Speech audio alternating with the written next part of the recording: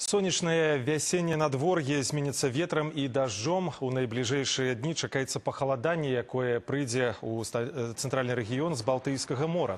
Таму ў прагнозах дождж, а часам нават і мокры снег. Вецер будзе дасягаць 20 метраў за секунду. У сувязі з гэтым синоптыкі аб'явілі штормавое папярэджанне. А температура воздуха в ночь во вторник ожидается у нас -1, +4.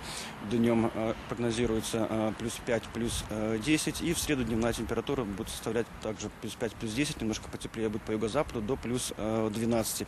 Самым ненастным днем на предстоящей неделе ожидается у нас в четверг. Здесь будет проходить еще более активный атмосферный фронт, поэтому на большей части территории ожидается у нас порывистый ветер до 15-20 метров в секунду, а местами и до 23 метров в секунду. Температура паветра пачне паніжацца ў выхадныя, уначы ад -3 до +3, днём до 9 цяпла. Цёплае надвор'е вернецца не раней за 25 красавіка.